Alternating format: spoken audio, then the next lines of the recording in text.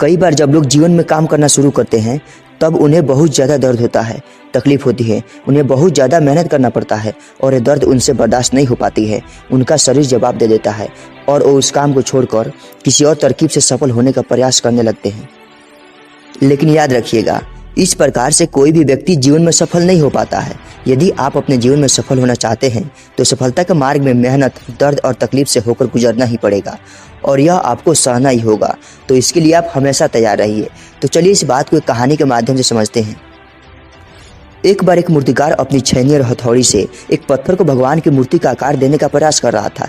जैसे ही उस पत्थर पर हथौड़ा पड़ता है, वह पत्थर चिल्लाता है और कहने लगता है कि क्या कर रहे हो, मुझे इतना मार क्यों रहे हो, मुझे बहुत दुख हो रहा है, दर्द हो रहा है, मुझे मेरे हाल पर छोड़ दो और यहाँ से चले जाओ। मूर्तिकार ने उस पत्थर से कहा, मुझे पता है कि तुम्हें बहुत ज़्यादा दर्द हो रहा है, तकलीफ हो रही है और तुम बहुत ही ज़्यादा दर्द में हो, लेकिन यदि आज इस दर्द को नहीं सहा, इस तकलीफ को नहीं सहा तो जीवन भर तुम इसी प्रकार से पड़े रहोगे। तुम्हें कोई नहीं पूछेगा, इस दुनिया में तुम्हारी कोई वैल्यू नहीं होगी। और मुझे ये भी पता है कि तुझ में आगे बढ़ने की अपार संभावना है। तुम एक बहुत ही अच्छे पत्थर हो, लेकिन यदि इस प्रकार से रहोगे तो कभी भी आगे नहीं बढ़ पाओगे। और मूर्तिकार ने जैसे ही हथौड़ा उठाया, पत्थर फिर से चिल्लाने लगा, गिड़गिड़ाने लगा, विनती करने लगा, प्लीज़ मुझे अपने हाल पर छोड़ दो। मुझे पता है कि जीवन में कौन सी चीज़ सही है और कौन सी चीज़ गलत है। मुझे बहुत ज़्यादा दर्द हो रहा है, अब मैं इस परेशानी को और नहीं सह सकता। मैं जिस हाल में हूँ उस हाल में छोड़कर तुम यहाँ से चले जाओ।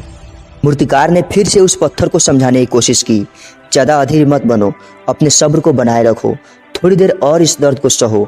यदि इस दर्द को सह लिया तो भगवान की मूर्ति के रूप में तुझे मंदिर में स्थापित किया जाएगा और फिर दूर दूर से लोग तेरी पूजा करने आएंगे, पंडित और लोग तुम्हारी सेवा करेंगे। लेकिन पत्थर ने उस मूर्तिकार की एक भी बात नहीं सुनी। वह चिल्ला रहा था और अपनी बात पर अड़ा रहा। मूर्तिकार ने उस पत्थर को समझाने की बहुत कोशिश की, पत्थर नहीं माना। तब मूर्तिकार ने उस पत्थर से तंग आकर उसके हाल पर छोड़ दिया और वह दूसरा पत्थर उठाकर लाया। वह बहुत ही अच्छा पत्थर था। हथौड़ी उठाई और उस पत्थर को मूर्ति बनाने में लग गया।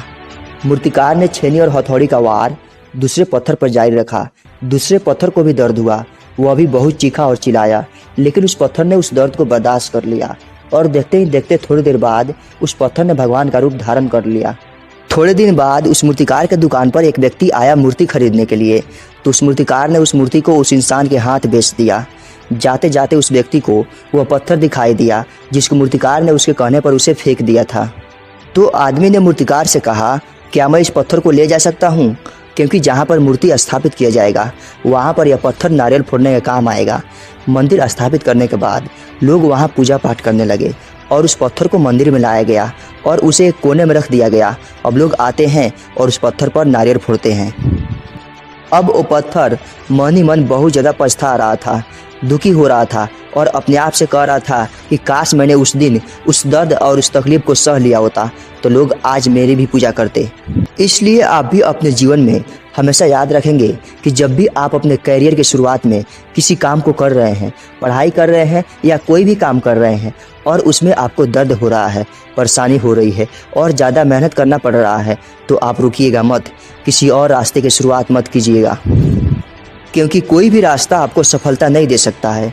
आपको उस दर्द को, उस तकलीफ को सहना ही होगा। उस दर्द और तकलीफ को सहकर आप ज़्यादा मजबूत बनेंगे और तभी आप अपने जीवन में आगे बढ़ेंगे। और जीवन में हमेशा याद रखेंगे कि आप पहले पत्थर की तरह नहीं बल्कि दूसरे पत्थर की तरह बनेंगे। यदि एक कहानी आपको पसंद आई हो और इससे कोई सीख मिला हो तो अपने दोस्तों और अन्य लोगों के साथ ज़रूर शेयर करें। Thank you so much.